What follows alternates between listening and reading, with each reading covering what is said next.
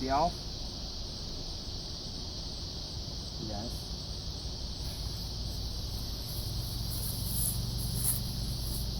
Try it your way first, 3 rounds, your way. And then we'll try it 3 rounds my way. You know, I'm missing.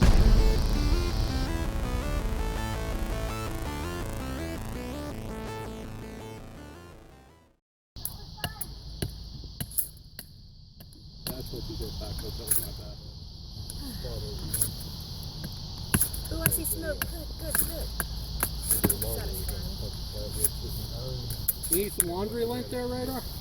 No, I'm good. We usually stay in the shed in the winter. I told you on this side.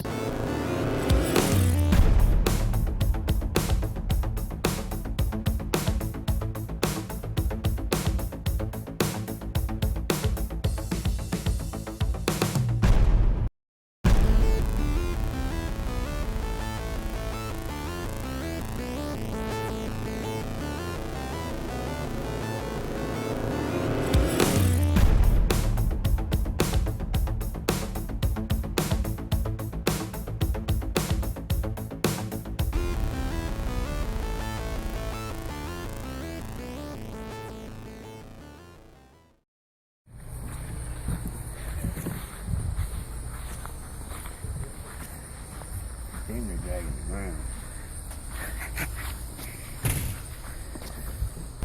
Should drop pots and things. I know, right?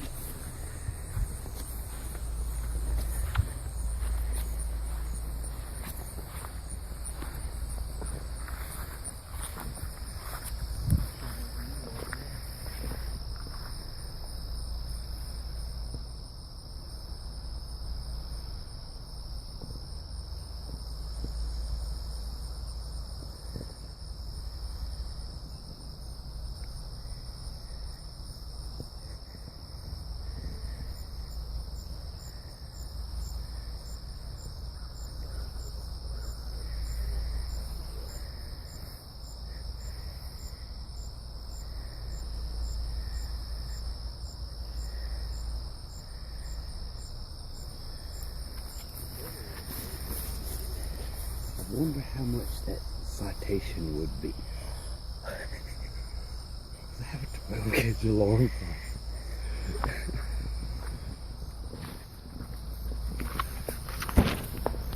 Come on, caterpillar, turn into a butterfly.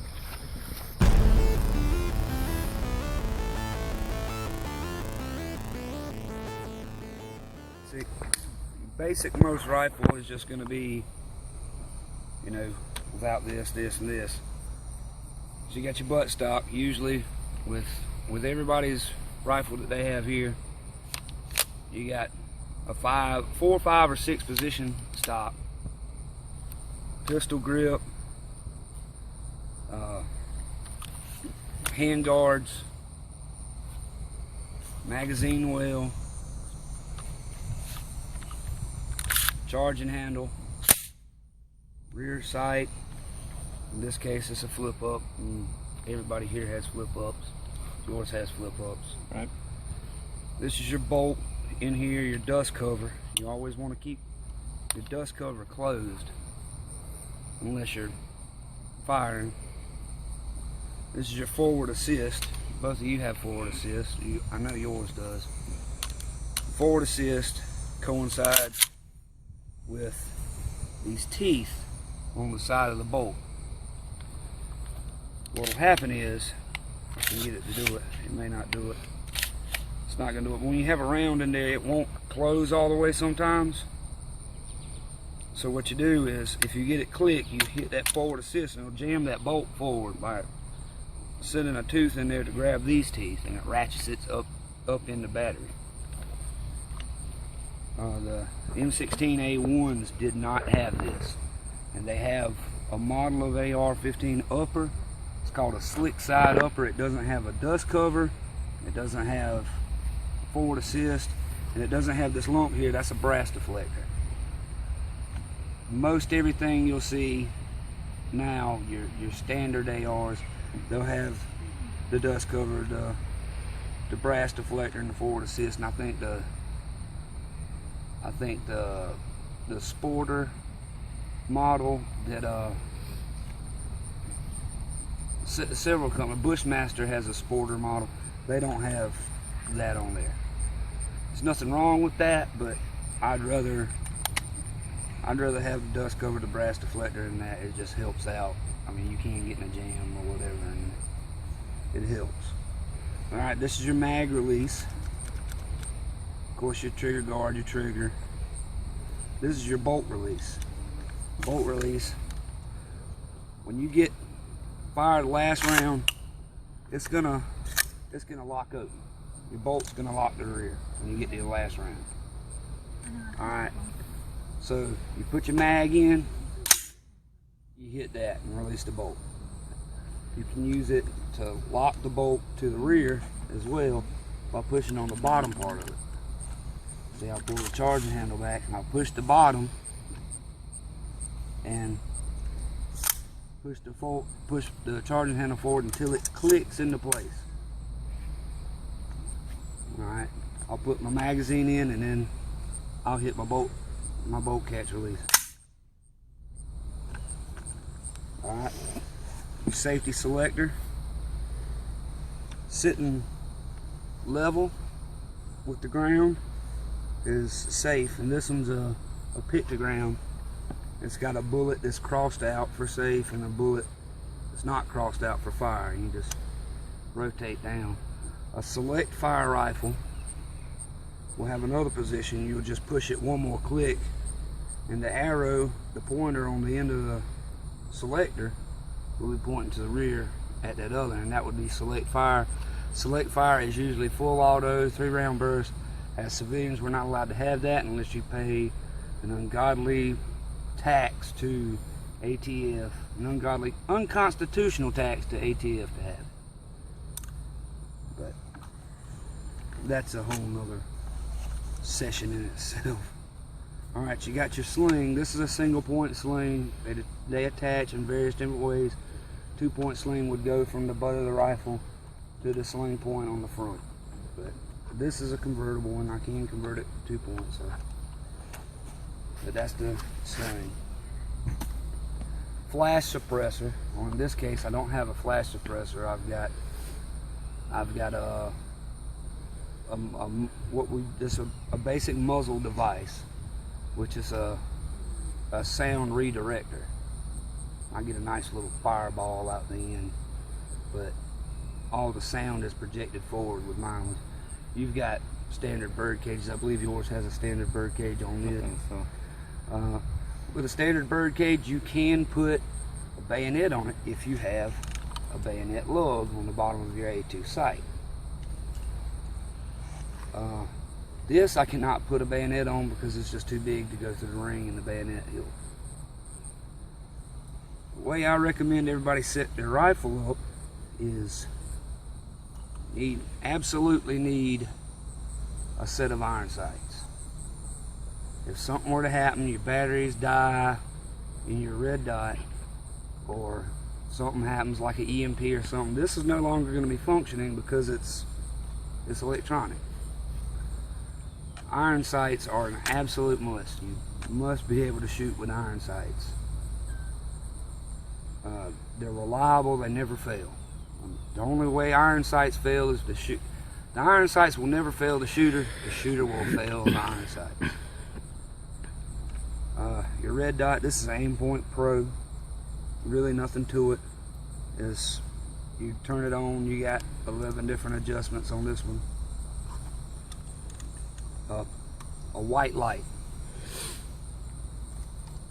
When you can get a white light and mount on it, they have some that mount to the barrel, they have some that mount to the handguard, they have some that are built into a forward pistol grip, and this is your forward pistol grip here.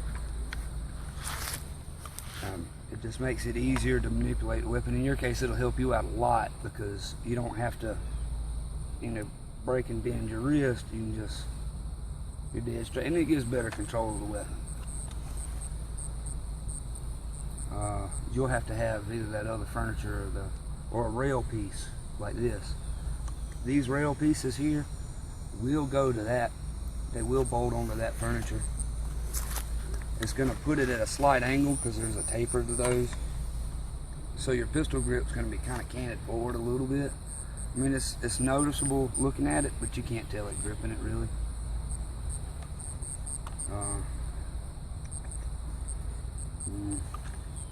Alright, these are your takedown pins. Alright, this is your delta ring here. Delta ring, you can, unless you have a free float, yours doesn't have a delta ring on it. You got a free float. You don't have an A2 front sight or a bayonet load either. Right. Delta ring, that takes that off so you can access the gas tube and the barrel nut and everything. You can clean the barrel off and get any kind of crud that's built up under there. Nothing to really worry about. You don't really have to take this off to clean anything on the rifle. If you have a problem with your gas tube, you can replace the gas tube. You'll have to take this off to replace the gas tube. These are your takedown pins here and here. This is the pivot pin, and this is your rear takedown pin or your opening pin. This will open it. You push in on this side, and on this side it'll kind of pop out. And you just take your fingernail and just pull it out. Then you can open your rifle. In here you'll have your hammer. You'll have the inside of your safety selector. You'll have your sear, that hook right there, and the sear sits in the trigger. You have a spring for your hammer and a spring for your trigger. And your trigger pins, I actually have anti-rotation pins on here, so. But you'll have a little pin that goes through here and a pin that goes through here. You don't have to break any of this stuff down when you're field stripping. In here, you have your buffer detent, this little nipple that's in there. You push it down, and your buffer and buffer spring will come out. Your buffer spring is wrapped around your buffer. Take that out. Just take a rag and wipe this down and build up dust on it. It can get dirt on it and everything. You don't want to really oil this because shit will stick to it, and when it goes to compress, then something will be between the coils and it won't compress all the way. I've seen that happen several times. A little rock will get in there some kind of how. I don't know how, but it'll happen. And your buffer, you just kind of wipe it down. You sit that to the side.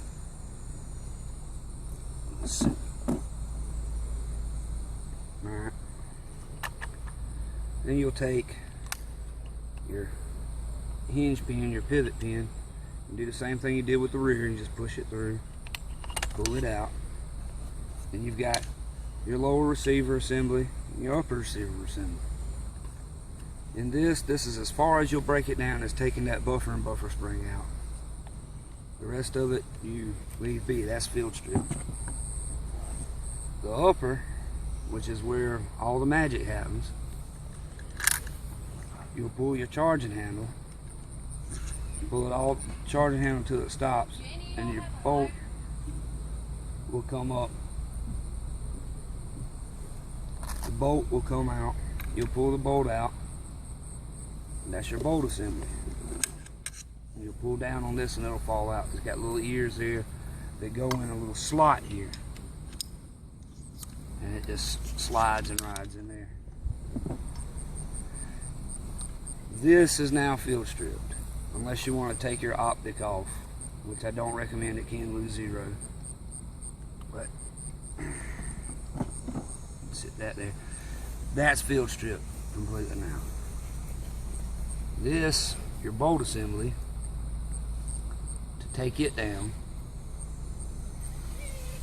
you'll take and right here there's a little keeper pin. I can get my fingernail on here. I can't get my fingernail on there.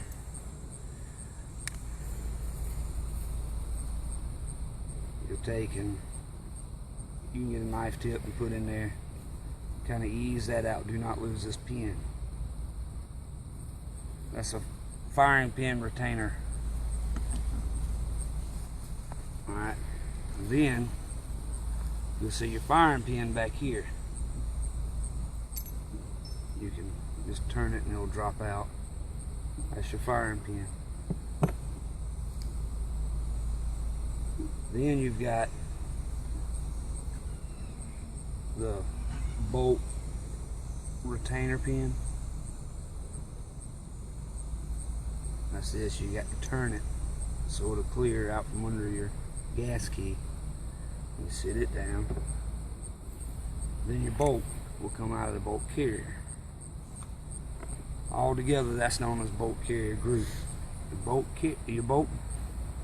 Your bolt. Here's your extractor. This little tooth right here. That's what grabs the bullet and pulls it out of battery. Then you got your gas rings, and each one has a little gap in them. Here's where it gets important. These little gaps, you don't want them lined up, because that'll let gas through it, and then the bolt won't cycle, and you'll have problems. You'll have to break the weapon down, look at the gas rings, and make sure they're misaligned with each other. They're offset and everything. Alright, you take your firing pin, and there's a little pin right here. You'll take and you just push against it and push it out the other side, and you can kind of wiggle it out a little bit. Mine may not come out. Got too much grease on it. But you can take a Leatherman, you pull this out. I won't throw it out because I'm afraid to lose it.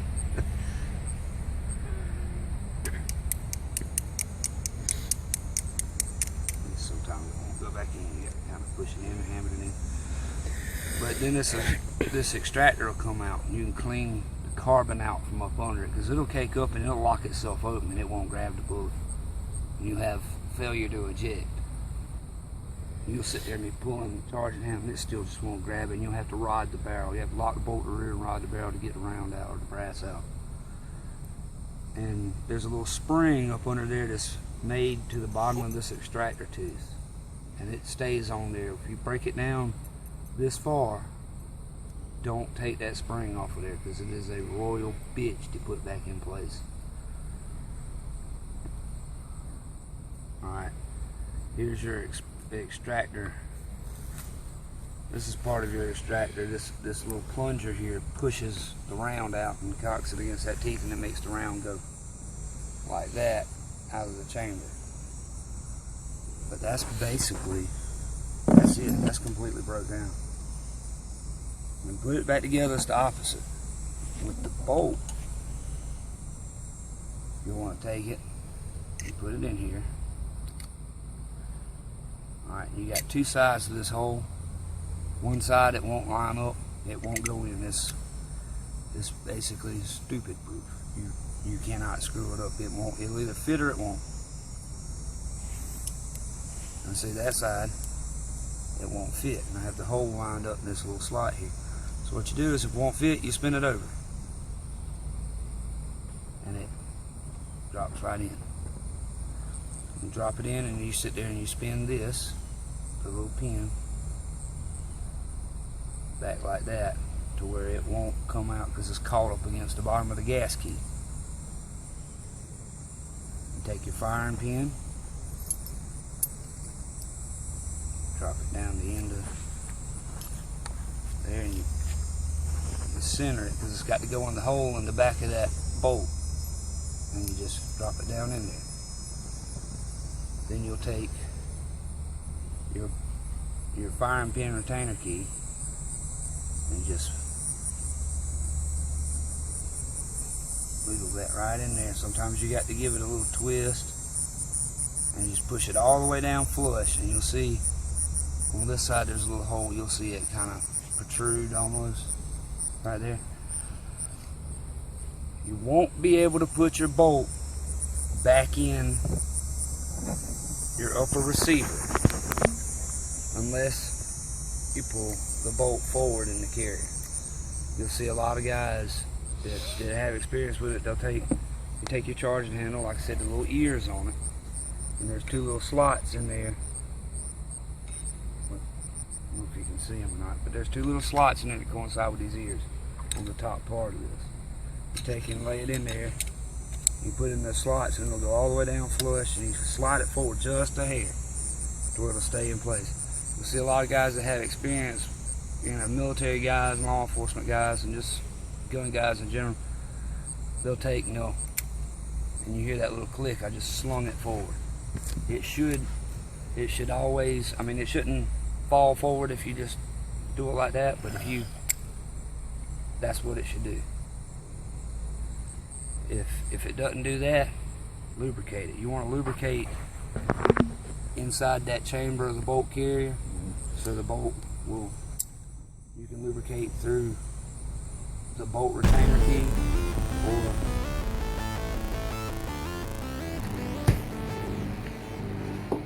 Go. Alright, this one's missing the rubber tip to it. okay. Don't think that affects it at all, but I'm still waiting for a hand buddy to get back to me on that one. These radios have SMA male connectors. I know this one does. I'm pretty sure Radar's does as well. It's just a screw-on connector. They're good up to 1 gigahertz. Yeah, so he's even got an SMA male. So if you ever get an antenna, you need to make sure it's an SMA female, Okay. which is a fancy coax. I was about to ask that, so just go back. Just about everything you do with the radio is going to be coax cable of some sort. It's just a matter of what impedance you want in the line, how far you're running the line, what your connector is going to be. So that's the standard one. This is the full size. Frequency mode. This is the BF-F8HP. This has 8 watts of power. The UV5Rs only have 5. It's not really going to affect it that much. It's just an extra 3 watts of power. You'll get an extra maybe 4 or 5 miles out of it. I believe On that 2 one, meter. the UV5R is the one that I have. Yeah, that's the one you told me you got. Yes, that's the recommended one. Right, that's the one that's on the website right now. That's the only difference between this radio and the UV5R is this one has 8 watts max, those have 5. Not really a big deal for what we use it for. The antenna also, you gain, I think this one says 3 decibels. Doesn't tell me. Of course it doesn't tell me. But this antenna is good up to 10 watts of power. Anything over 10 watts of power, then you have to start worrying about RF exposure and RF burns. When you hit the power button, if you're holding the antenna over 10, you could end up with a burn. It's about like the CD wheels. Right. CBs are as far as the RF burn. right. CBs are 11 meter, but they're considered anybody can use them. Yeah. Public use. 10 meter, you can do CW, which is Morse code on it as a tech. But in order to use it for the phone side, which is the verbal communication, you would have to have a general license for that. That one, if set up properly, will hit 1,200 miles on 1 skip propagation. Which means What you key is- up, what you is- can hit something 1,200 miles Atmospheric away. skip. As long as the, Okay, so that's the same atmosphere thing lines as, up right. as my base station CB. Then you get the atmosphere. Good, and you bounce up the atmosphere and Because I can reach out as far as West Texas with my base station. You probably have the power turned up way higher than what the SCC. Oh, I got does. it. I run an amplifier on And it. see, CBs, you're not supposed to run amps. I know everybody does, but you're not Yeah. supposed to. Nobody monitors CBs anymore, so Yeah. I doubt you're going to ever run into trouble. So, basic operation, put it in frequency mode. It's this button. Now that's doing that is going to be the same thing as. Right. Okay. Okay, that's memory. Got a little M up there. Oh, that's why I got it locked. Unlock. It's on memory mode. This is supposed to be to the repeater for up here, but when I key up, I'm not getting any feedback. So either the repeater's down or it's not open anymore. So we hit the, Channel mode. you see an H up here, means you're in frequency mode. Okay. I think it's an H. I wish these things had better screens on them. Then to program it, the only thing you have to do is, 1. oh, I'm in memory mode. Okay. Frequency mode. You wanted an M, not a M. H is your memory mode. Why in the world they do it that way, I don't know. You'd think M for memory. But You would. So to add a station, so we're just going to use 150. I don't have the list here in front of me. You just type in 150 and 125, and then menu. 27 is your memory. okay. So you just type in 27 and go right to it. Then you hit menu Memory again, channel. and then you pick channel 50, and then all you do is hit memory. Transmitting memory. And then when you go into your memory Is it mode, always channel 50? you have 1 through 123. Okay, so that's like your presets, more or less. Right. The only reason I'm using channel 50 on this is because I don't use 150, 125. Okay. So the channels listed on the website are all simplex designated channels. So I'm not sure I do just yet. But Okay, I'm simplex, complete- walkie-talkies, Right. ham radio with the repeater or atmospheric bounce. Okay. Well, with the atmospheric bounce, it's still simplex, isn't it? anything that's radio to radio and not going through a repeater is simplex. Okay. Okay. So like It's- CB when you're driving up the road and you're talking to Right. the trucker, Right. that's simplex. All right. All right. So where I used to work, we had two ways, and at our shop we had a repeater.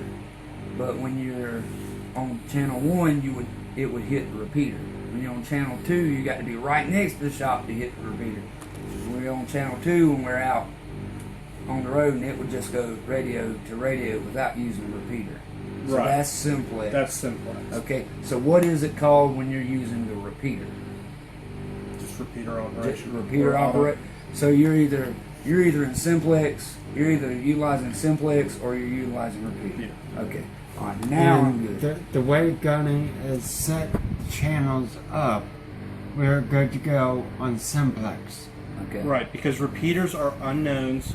There's lists of them all over the internet, and whether or not they work or not is you have to test for your own area. And if you don't have the tech class and you key up the radio and FCC or somebody in a general class is looking at you, you're in a whole heap of trouble. Okay, It is so a sport what- for them. All right. So, oh God, we do that. We'd be hunting.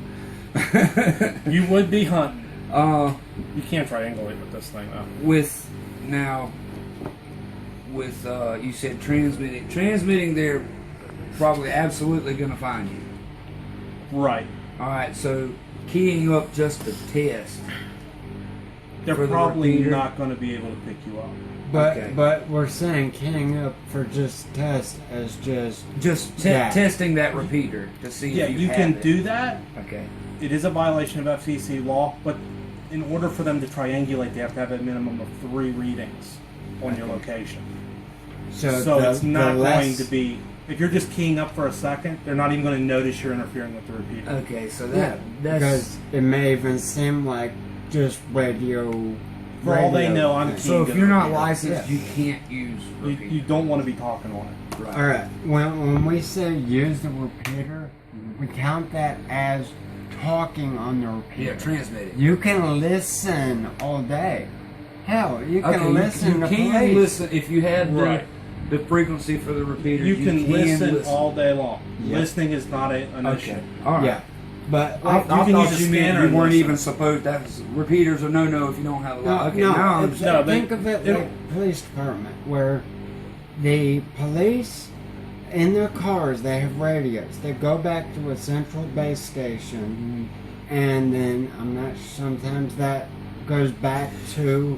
I got dispatch. you. It's like you can legally own a scanner and listen, but scanners are incapable of transmitting. If you start transmitting on police frequency, then you're screwed. You Oh, start yeah. transmitting on Yep. police or military, they will find you. Yeah. They And will they hunt will- you down. You will be going to jail, and they will confiscate. You will not be heard from again. You will be approached by black helicopters.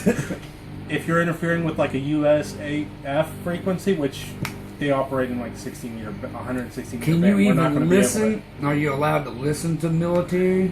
Technically, If you can find their frequency, If you stumble across it, and you just happen to stumble across it, yeah.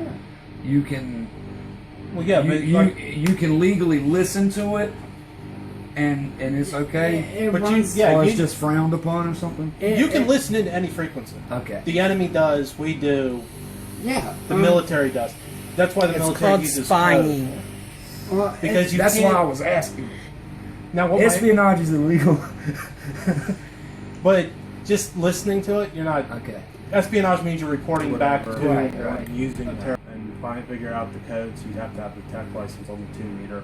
Okay. Anything over 10, you would need the general class, and then extra amateur, which is I don't ever have planned on getting because that's just way complicated. You'd have Okay. full spectrum to all the amateurs. And then beyond extra amateur, that's You're not allowed to be up. There is nothing above amateur extra that amateur radio is allowed to use. okay. But what is above that? What's the next certification above that? Like, I mean, you said amateur. I There- automatically think, is there a professional level? Or Well, is that- you have or is that commercial. military or law Well, the enforcement military's or got their own licensing program or whatever they do for their guys. I don't even know if their guys. I think their idea of licensing is here's your radio, This is here's how your you- frequency, hit the key button if you need us type thing. I don't think Well- they go very Well, as deep far in as depth unless you're hacked. singars are concerned and everything, and you know, radio transmissions and everything, that's pretty much it. I know that for a fact. My brother was in the signal brigade over in Iraq Yeah, before they okay. moved into PAO. Yeah. They didn't even use this. They were using microwaves and satellite beams. They were completely off of the Yeah, they radio frequencies. in Iraq we use SATCOM. Yeah, you The weren't. satellite communications, microwave. Yeah, you're not even using anything like this. You're not going to be able to pick it up. Now Russia can pick it up. China can pick it up. Anybody with a satellite can pick up that frequency. Yeah. But now what my uncle also said, he was in the Air Force, is they're not using just one frequency anymore. They're using what they call broad spectrum. So you have to be listening to like all 8 channels of the frequency in order to catch It's what they're saying. It's like a random bounce. Yeah. Random channel not bounces. quite. and then it's- they code it on top Well, of that. well so that's what I'm saying. It's like that. It's an encryption. It bounces Yeah, around, so you can't really encryption. track it. yeah, it's come a long way since Okay. World War II and using Okay. that. This is the standard full-length antenna. You will pick up about an extra 5 to 10 miles with it. You will get out with the radio better, and it is recommended. There's several different brands you can get. This is a Nagoya NA771. I'm currently looking for a new one. This is the standard battery. This is the extended life battery. It just clips in there. Works the same way as the regular battery, just has a longer life to it. And that works with multiple models, or every model they have in. It should work with all the UV5Rs. I'm not sure about whether or not it works with Hambones because he has one that's completely different from ours. I'm pretty sure it does. But the standard battery works for a day and a half. This you might be able to get 3 days out of it, 4 days. And this one has a separate charger too, so you can charge it up with a plug. I've never been able to get it to work. Well, it has a plug. It's supposed to, but whether it works or not, that's another Yeah, story. and most of the reviews I've watched say it doesn't that work. it doesn't work. Like nothing fits into it. As far as the rubber duck antenna goes, which is the one that comes standard, it's not a bad one. You won't get the range of the full length, but it will still work. As far as the mic and speakers and stuff on them, they work. They can be touchy, and there's several different ones out there. Some are better than others. Depends on where you get it. Model name, standard electronics. It's like putting a Rogue King on a Cobra. Yeah. CB. Yeah. Yeah. The Rogue King will work a hell of a lot better than the standard Cobra mic. Yeah. But on these, I have been told that they don't always work as well as just using the speaker on the front. But if you're over-modulating and they can't hear you, try backing the radio away from your face. It's not a CB. It doesn't have the same noise canceling. Okay. That's So that's talking really like good. this, you're gonna don't. it's going to you scream always- it and shatter the voice. Well, guys that have dialed in CBs at work, the drivers at work that have the CBs that have been modified, amped up, and everything. A lot of times you'll tell them quit eating the mic because you get feedback all the hell and everything. Yeah, it's because they don't have the noise cancel. They're not Right. using a noise canceling mic, or they got their mic gain turned way up. And Oh, yeah. it's overpowering your radio. You get the same thing. They also said the earpiece doesn't work as well as the mic. Right. Well, all right. When you're outside in the wind, is there? I mean, they would you advise people to kind of like maybe hold it a certain way so it kind of blocks wind off? Where's the mic on there exactly? Just the Right there. I mean, it's built into the speaker. Right. Okay. Yeah. And So you kind of want to hold it where it would block the wind. you want to try. Yeah. It's trial and error, like everything else. It is, quote unquote, illegal to modify a ham radio or a CB. Everyone does it. FCC's not real picky on it, but it is regulation.